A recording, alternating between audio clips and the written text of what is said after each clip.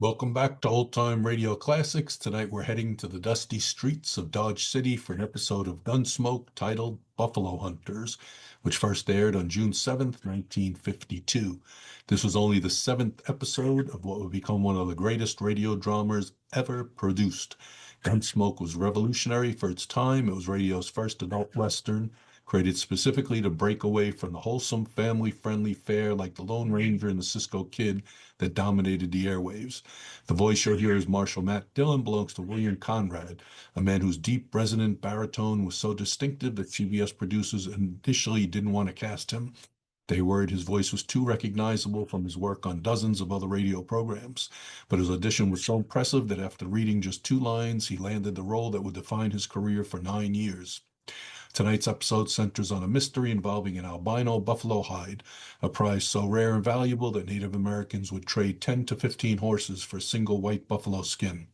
According to the National Bison Association, only 1 buffalo in 10 million is born white, and tribes consider these animals sacred messengers from the spirit world. The setting couldn't be more authentic. In the early 1870s, Dodge City truly was the buffalo capital of the world. Over 850,000 hides were shipped out of Dodge between 1872 and 1874 alone, and the filthy hunters who brought them in earned the nickname stinkers from the local townsfolk. These hunters relied on the legendary Sharp's rifle, nicknamed Old Reliable, which could drop a buffalo at a distance of up to 1,000 yards. Some skilled hunters killed over 100 animals in a single day without ever moving from their shooting position. Producer Norman Macdonnell, who served as a D-Day veteran before joining CBS, assembled a remarkable cast. Parley Baer plays Chester Proudfoot, and that surname was actually ad-libbed during an early rehearsal. Howard McNear is Doc Adams, and Georgia Ellis brings Kitty Russell to life.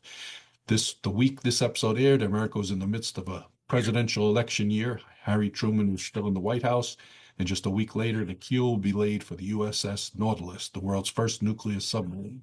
So settle in for a tale of murder, mystery, and the vanishing frontier as Marshal Dillon investigates the killing of buffalo hunters and searches for a hide as white as snow. This is Gunsmoke.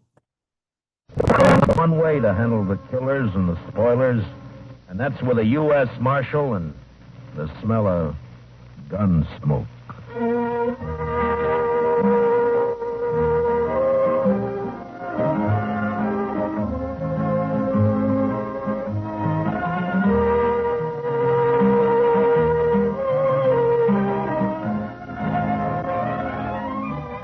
Gunsmoke, starring William Conrad. The story of violence that moved west with young America. The story of a man who moved with it. Matt Dillon, United States Marshal.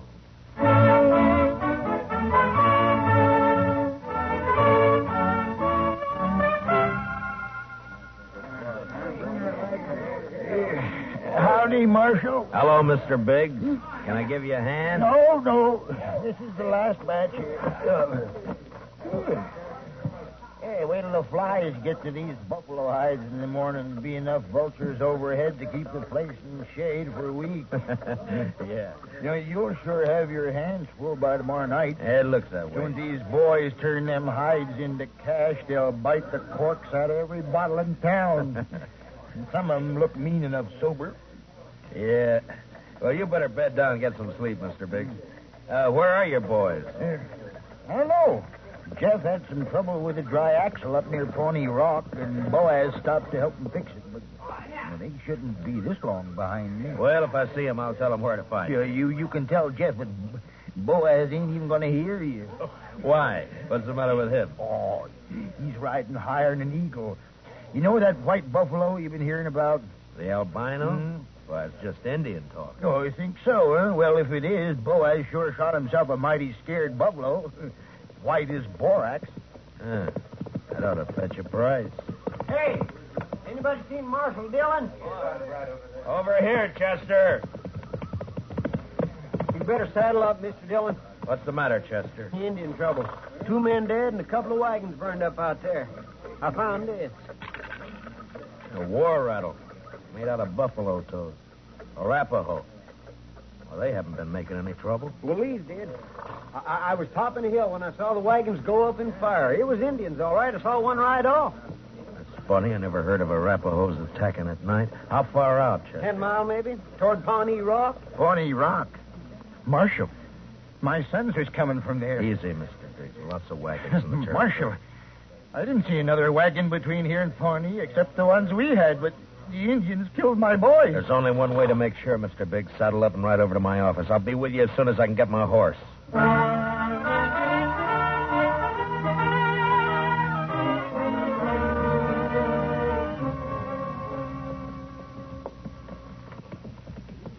I cut back through those button willows over there when I spotted the wagons being fired.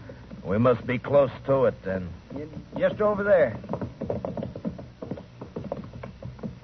Right down yonder. See him? Yeah. I see him. We rode up and dismounted. The last glint of hope in Mr. Biggs' eyes died. His boys were there, all right. And it wasn't nice to see. Kill him. I'll get him first. I'll murder every redskin in the territory. We got to bring your sons in, Mr. Biggs. You know what the morning's going to be like. You don't want to leave them out here. Now, come on. Hey, look. Down there by the stream. Yeah, 4 of them. And they're not saddle horses. Mr. Biggs. Mr. Biggs. You recognize those horses down there? Yeah. I know him. Teams belong to Boaz and Jeff. Indians must cut them loose from the wagons before they fired. Doesn't that seem curious to you, Chester? In what way, Mr. Dillon? Why didn't they take the horses with them? Yeah. What are you thinking, Marshal? No burned hides in those wagons. So they stole them. Yeah, they stole them. But Boaz and Jeff both have their rifles there beside them, and the horses are left behind, too. Horses and guns are the first things Indians would go for. What are you looking for, Mr. Dillon? Those buffalo hides weren't carried off without wagons. Yeah, here. Marks the 2 other wagons here, and they're fresh. I didn't see any other wagons, only these. Well, they'd finish and gone before you got here, Chester. Well, yeah, but I'd have caught up to any wagons on the trail to Dodge. Did you go by regular trail?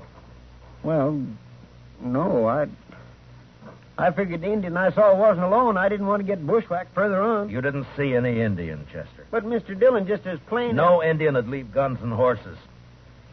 This job was done by white men. They didn't take anything that could be recognized or identified. You mean that somebody's in Dodge by now? With the hides my boys worked and sweated to get? I'm afraid so, Mr. Biggs. Well, there'll be more than 300 buffalo hunters there by morning. It could be any of them. We'll find the right ones. Oh, how? The albino. Whoever killed your sons will have that white buffalo hide.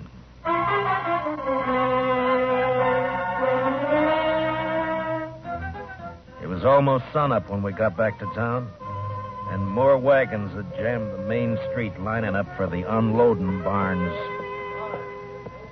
I rode down the line, looking them over one by one. Howdy, Marshal. Some of the men would take their money, drink it up, and drift away. Few would stay long enough to be buried on Boot Hill. Then suddenly a wagon driver up ahead pulled out a line. Oh, hey, wait a minute. Oh, hold it there. Take your hands on that key. I'll take my hands off as soon as you get back to your place. Oh, I'm tired of waiting now. Let go of that bit, mister. Don't do that, stranger. Get your hand away from that gun. Well, now, knows any law around you. There is, so don't try making your own. You got no right grabbing my team. I got plenty right when he tries to horn in front of me, Marshal. That's a lie, Marshal. He cut Never him mind. You both want to cool your heads out in jail? Now, what's your name? Tennessee's good enough. A lot of people from Tennessee coming into the territory. Most of them are pretty peaceful. That sounds like you're saying I'm not. You move pretty fast for that gun. Man can lose his temper. You lost yours 4 times, according to the notches you've carved into that gun butt, but don't try for number 5, not here. How about you? What are you called? Charlie Kell? Charlie Kell, huh? They ever call you Chuck?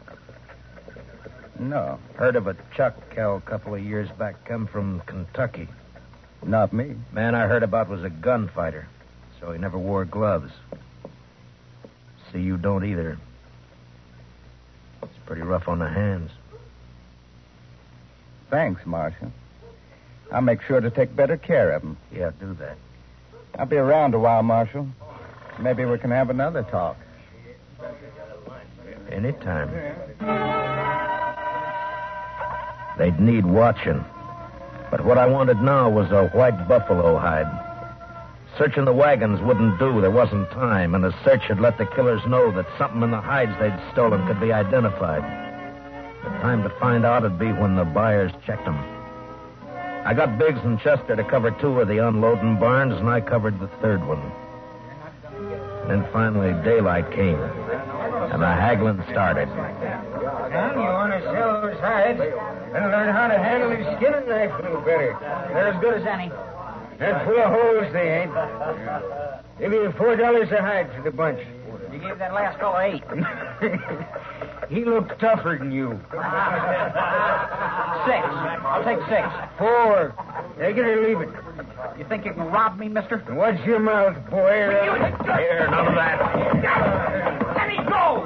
Easy, son. Go! Let me have that gun just so you won't be tempted.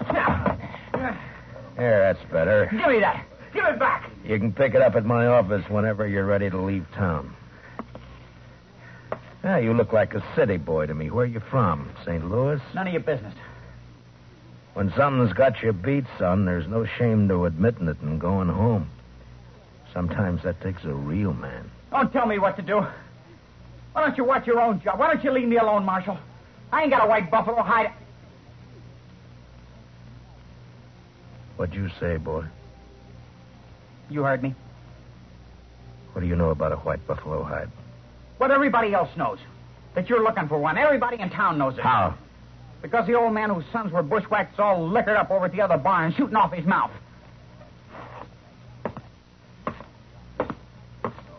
Don't go away mad, Marshal.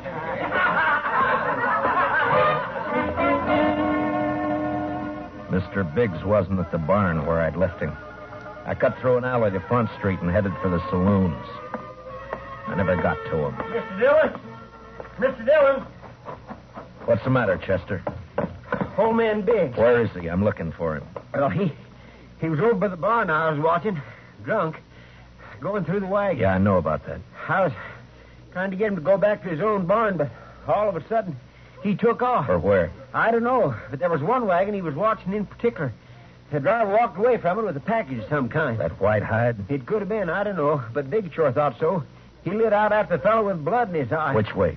Down there where the boy's been hitching the empty wagon. Well, let's go. The old boy's drunk enough to make trouble. He's liable to kill somebody. Or get killed.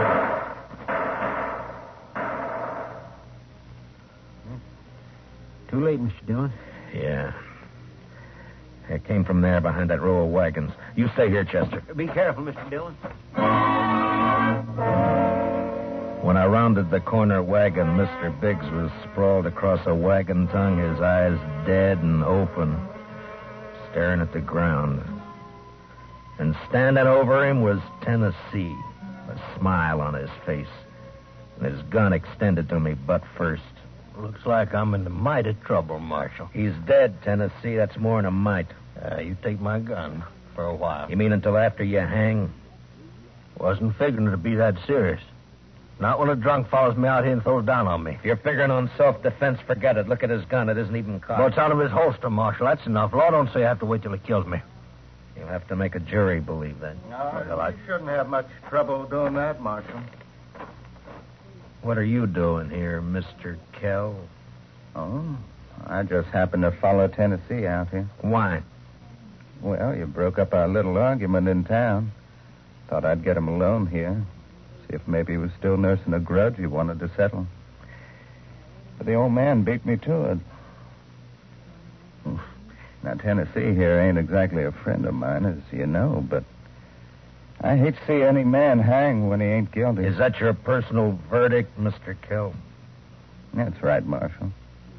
The old man threw down on him, and Tennessee had to kill him in self-defense. Chester, Yes, sir, Mr. Dillon? which one of them had the package? This one. This is the fellow the old man was after. All right, Tennessee, where is it? I don't know anything about a package. Look in the wagon, Chester.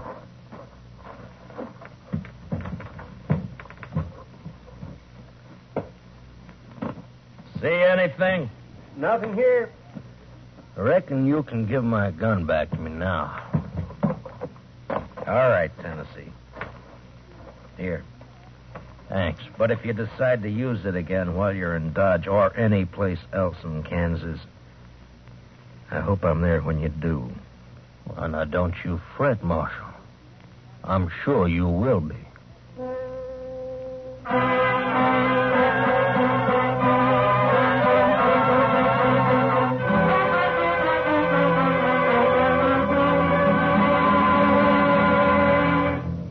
We will return for the second act of Gunsmoke in just a moment. But first, action, excitement, thrills. That's Gangbusters. Gangbusters helps to fight crime by fearlessly naming the criminals. Listen for it later this evening on CBS Radio. Now, the second act of Gunsmoke.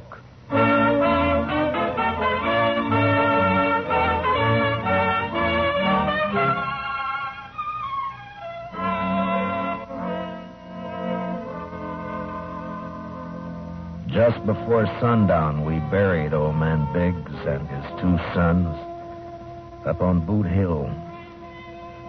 By the time the service was over and I rode down, darkness had fallen, and everything was going full blast. The town was roaring.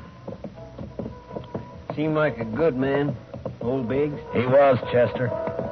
So were his boys. Yeah, but there are too many men like Tennessee and Cal coming in, Mr. Dillon. They won't last, Chester. They'll keep coming, but they won't last. They'll take a gun and go against a man, but they won't sweat. They won't take root and build. We're still going to look for that hide? Yeah. Well, just what do you want me to do, Mr. Dillon? Tennessee and Cal will be in town, but their wagons are back there with the other empties. Ride back and look them over.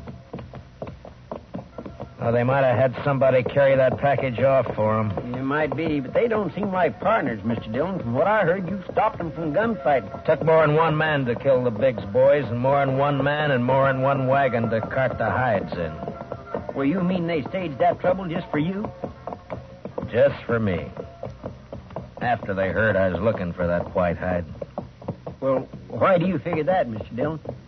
When gunfighters start for their guns, nothing stops them, Chester.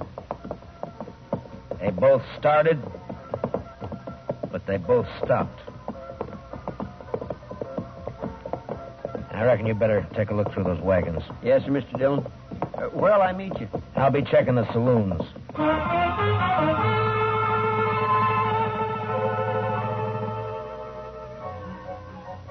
One by one, I made the stops. The Long Branch, the Alafraganza, the Texas Trail. And one by one, they got quieter as I went in. As though each place was holding its breath, waiting for something to happen.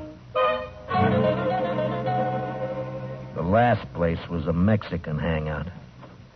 A long, dark walk.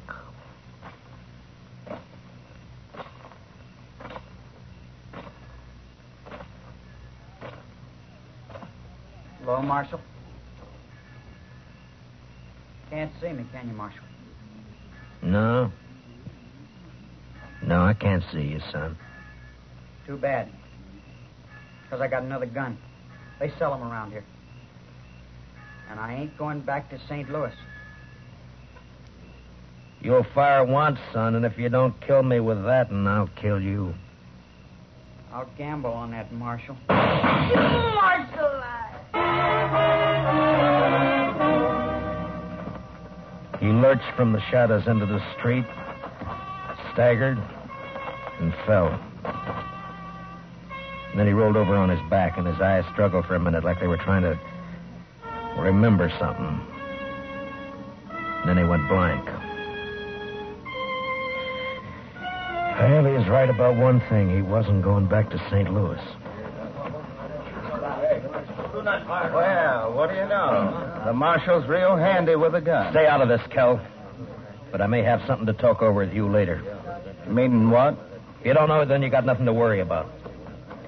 I've been hearing a lot about how fast you are with a gun, Dillon. Anything to it? I'm still alive. Yeah. This your hobby, shooting kids? He was old enough to try to kill me. I don't like it, Marshal. That's too bad, Mr. Kell. The Chuck Kell I heard about would have loved it. They said he'd killed 2 kids under 16, one of them his own brother. Yeah, you didn't hear the whole story, Marshal. The Kell you heard about killed a marshal, too.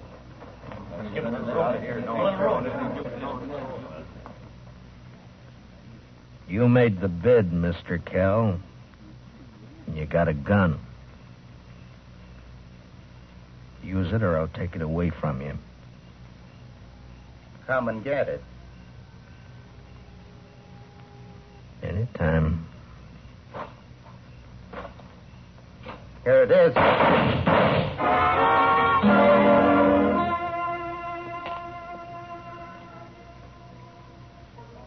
How you feeling, Mr. Dillon? I'm all right, Chester. Doc fixed your head. Wasn't much he could do for Kell, though. I hit him. If you didn't, he sure died for nothing. He was fast, all right. Boys say you made him look like a sleepy burro. Never even cleared his holster. And my head says different. You didn't get that from Kell. What do you mean? Tennessee was up the street with a rifle. He creased you. Huh? Where is he now? I don't know, Mr. Dillon. He rode out of town before I could stop him.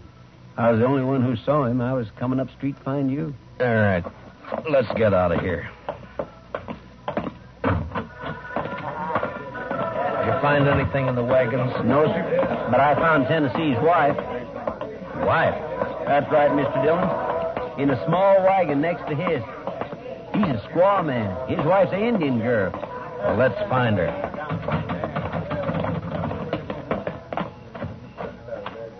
All right, Chester. Which way? Edge of town, Mr. Dillon. Well, let's go.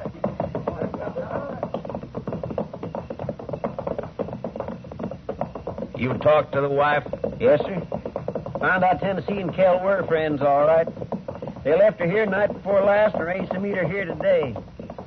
She said they were driving empty wagons when they left her. Ask her what tribe she belonged to? Didn't have to ask, Mr. Dillon. I could tell by her beads. She's an Arapaho.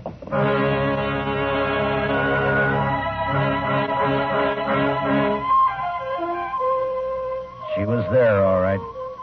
Crouched by the wheel of a wagon.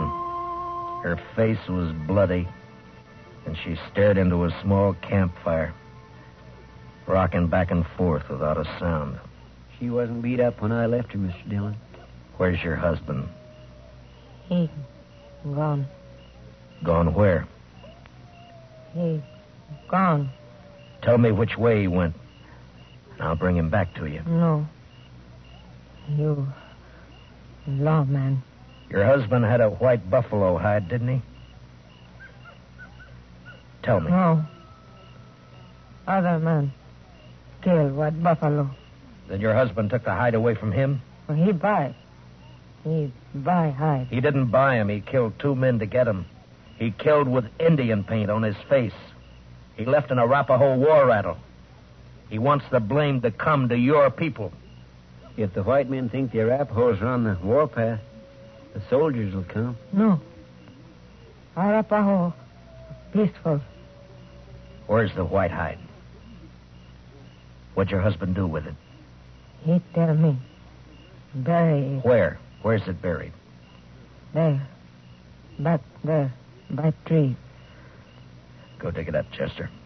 And then stay with her till I get back. You going after him, Mr. Dillon? As soon as she tells me which way. All right, Mr. Dillon. You're white man. No good. Now tell me which way he went. You let him go. He not come back. I can't let him go. If I do, the soldiers will come after your people. He beat you, and he ran away from you. Now he'll bring death to your tribe unless I get him. Where did he go? He ride to where moon sleep. I rode east. Tennessee'd had about an hour's start, but I figured to make up most of that before sunrise. The prairie was open and flat except for an occasional roll, and the Arkansas River would keep him from cutting south. His best bet for a fresh horse would be Kinsley, and I rode hard for it.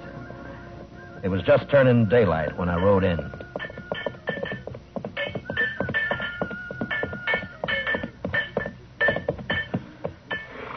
Well, howdy, Marshal. Morning. Good morning. Got a place I can water my horse? Trough right there. Just let him loose. You'll find it. Thank you. Looks like you come a long way. Dodge. Another fella here just a few minutes ago been riding hard, too. He come from up Pawnee way, though. Tall, dark, riding a vinegar roan? Yeah, that's right. You get a fresh horse here? I'd send my boy out the corral to get one for him. He'll be back soon. You mean he's still here in town? Yeah. Asked about breakfast, so I sent him over to the widow Hilliard's place. Right over there, across the road. Thank you. I'll be back. Say, you after that fella, Marshal?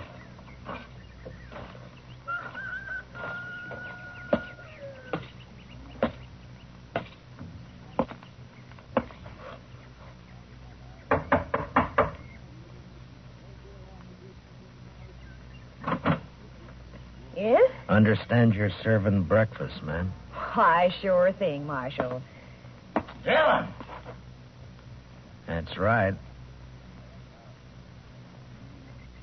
Give me a clear way out the door, or I'll kill you. Come by me, Tennessee. I'll come shooting. That's all right. But just be sure you get me this time.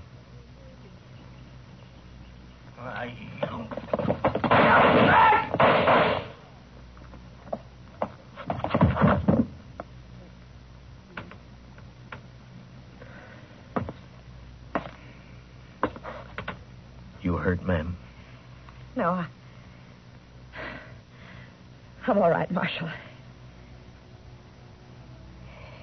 He looks kind of dead. Yeah. Bad one, hmm? Yes'm. Gunfighter. Thief. Killer. What's your name, Marshal? Dillon, ma'am. Matt Dillon. I'm sorry about... Marshal. When my husband brought me out here 15 years ago, Indians burned this place down 3 times. I'm used to killing. You want to carry him out? I'll go fix you that breakfast.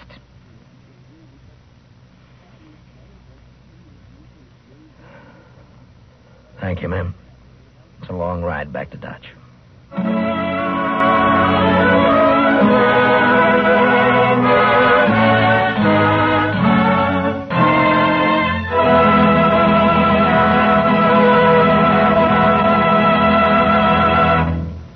Gunsmoke, transcribed under the direction of Norman Macdonnell, stars William Conrad as Matt Dillon, U.S. Marshal.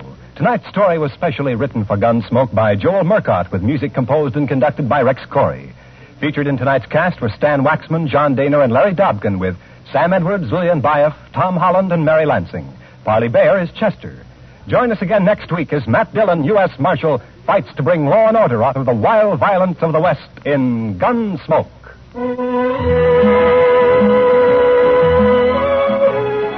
Something new in CBS Radio Newsroom coverage. World News with Robert Trout presents as a special weekly feature an interview with a crack CBS Radio News correspondent. This correspondent flies in from his post overseas to give you his authoritative eyewitness viewpoint on latest developments.